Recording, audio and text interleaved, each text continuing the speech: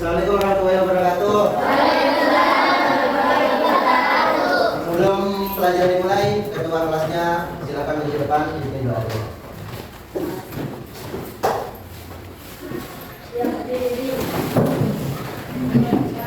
Assalamualaikum warahmatullahi wabarakatuh. Warahmatullahi wabarakatuh.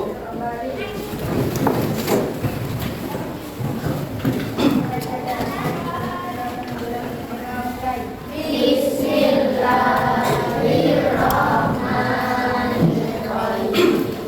Alhamdulillahirabbil alamin. Ar-Rahmanir Rahim. Maliki yaumiddin. Iyyaka na'budu wa iyyaka nasta'in. Ihdinas siratal mustaqim. Siratal ladzina an'amta 'alaihim ghairil maghdubi 'alaihim waladdallin.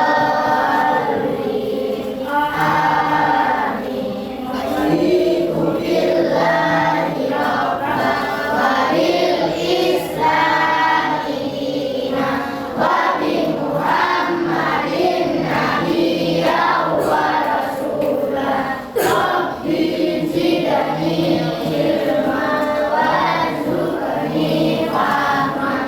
Amin ya rabbal alamin. Ada yang salah, Dok? Ada. Ada. Ada yang tahu di kemana aja? Kenapa nggak masuk? Sudah sarapan pagi ini? Kenapa belum? Belum BMPG. Baik. Materi minggu lalu kita sudah belajar tentang warisan budaya. Ada yang ingat warisan budaya? Atau kemarin belajar tentang jenis-jenis warisan budaya. Ada berapa saja? Ada berapa? 2. Yang pertama warisan budaya. Yang kedua contohnya yang benda. Angklung, keris, prasasti, candi dan lain-lain. Sedangkan yang tak benda, tarian, musik, dan jenis-jenis budaya lainnya. Baik, materi baru. Kalian tahu biasanya ada orang di sawah nanam padi. Nah, itu berarti jenis pekerjaannya apa? Petani. Berarti di sektor apa? Pertanian. Baik. Jadi pelajaran kita saat ini hari ini yaitu perekonomian di daerahku. Kita di sini ada di desa Seruni. Mayoritasnya kerjanya apa? Petani. Ada orang tuanya selain tani? Apa? Kalau nggak petani ya ya. Jadi rata-rata di Seruni kerjanya petani. Jadi jenis-jenis perekonomian aktivitas ekonomi manusia yang pertama pertanian, yang kedua perikanan, yang ketiga peternakan, keempat industri, yang kelima perdagangan, yang keenam pertambangan, yang terakhir yaitu ada jasa. Yang pertama kita bahas pertanian sudah tadi. Kita bahas peternakan. Jadi peternakan biasanya orang yang apa?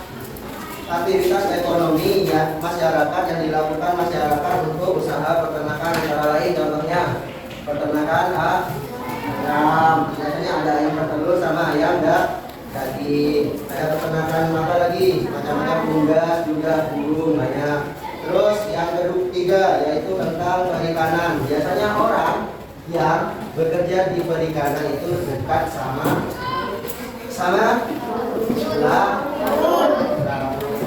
di pinggir pantai. Kenapa? Karena potensi ikannya di sana di Indonesia masih banyak, makanya ada yang bekerja di perikanan. Contohnya ada di sini bekerja di nyari ikan nelayan, ada. Contohnya yang bekerja nelayan ada. Yang selanjutnya industri. salah satu sektor yang menjadikan sarana dapat mendukung kegiatan ekonomi masyarakat. Contohnya industri rumah tangga, ada industri perusahaan. Contohnya yaitu industri tekstil seperti kalau kalian lihat di bukunya itu digambar ada tekstil. Yang keempat, yang kelima perdagangan. Nah, ini selain di sini ada juga perdagangan yaitu barang-barang barang-barang besar ataupun kecil. Banyak yang buka usaha, contohnya tukang cilok ataupun baru-baru di rumah itu banyak. Terus selanjutnya pertambangan. Tahu pertambangan? Apa pertambangan? Ada tahu? Biasanya apa? Bio. Ini kebanyakan orang sini. Bio. Apa pertambangan? Biasanya kerjanya nyari apa? Emas. Nyari apa lagi? Ada yang kerja di cari emas orang tuanya? Biasanya di gunung sini nih, di Gunung Manggar. Enggak ada. Jadi pertambangan adalah kegiatan memanfaatkan sumber daya alam berupa barang tambah. Contohnya tadi emas, batu bara. Kalau sudah dapat emas, mending sudah banyak di situ. Sudah kaya banyak di situ yang kerja di pertambangan. Terus selanjutnya jasa. Jasa itu ada jasa kayak apa? Motor, ojek online, ada Grab, ada Gojek. Nah itu namanya jasa angkut barang di pasar. Biasanya kalau nggak kuat ada tukang angkut barangnya di pasar di situ. Yang mana kalau sudah ada yang apa namanya, contohnya biasanya ada di objek wisata. Kalau kalian mau pergi kemana, wisata mana, contohnya naik kereta api. Di situ ada jasa pengangkut barangnya banyak, tinggal pilih. Terus sumber alam dan jenis aktivitas ekonominya.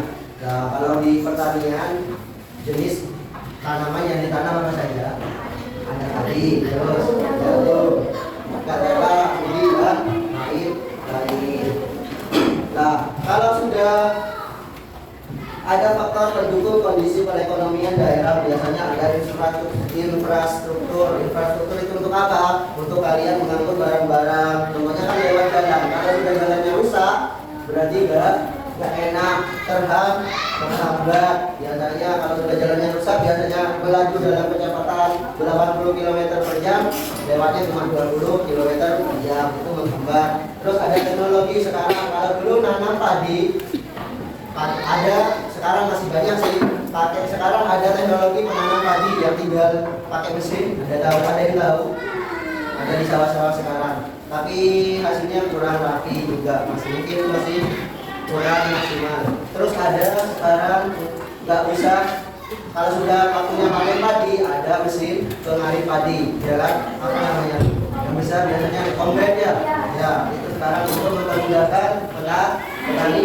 Terus ada manfaatnya, mempercepat pekerjaan. Terus ada faktor yang merugikan. Apa saja faktor merugikan? Biasanya kalau ngarit ada 6 orang, dikerjakan pakai kombet cuma 2 orang. Nah itu penghasilan orang makin menurun.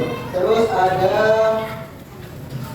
sumber daya manusia. Nah tadi berkaitan dengan kombet tadi, sumber manusia yang mengerjakan itu semakin mengecil, semakin sedikit. Baik, ada yang ditanyakan tentang tadi. Coba kalian buka bukunya di halaman itu, kalian pelajari sebentar apa yang dimaksud aktivitas ekonomi tadi itu, baca sebentar. Setelah selesai dibaca, silakan bertanya yang tidak dipahami.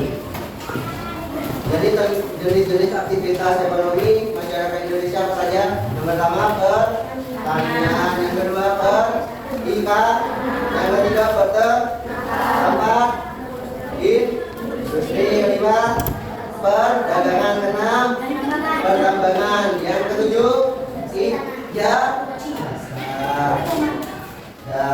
Berarti kalau di sini aktivitas ekonominya paling banyak apa? Pertanian. Silakan dibaca dulu kan. Setelah itu di situ di LKPD-nya kita ada soal 1 sampai 5. Silakan dikerjakan. Pakai buku tulis. Silakan kerjakan. Nanti kalau sudah, saya kasih waktu 5 menit. Kalau tidak, nanti dikumpulkan ke depan.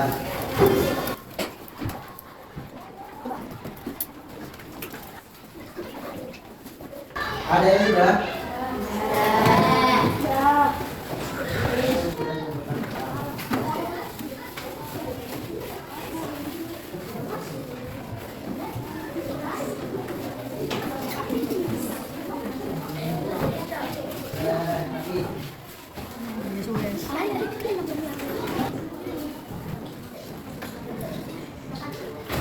Nah, ada yang ditanyakan tentang materi perekonomian? Ada Pak Mula? Coba tadi sebutkan apa saja aktivitas ekonomi yang ada di Indonesia. Sebutkan.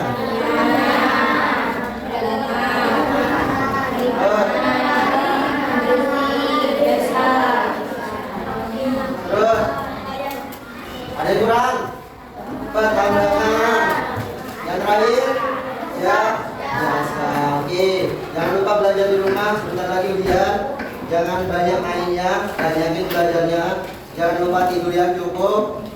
Jangan sampai bergadang. Minimal jam 9 sudah tidur. Bangun subuh, mandi langsung sarapan.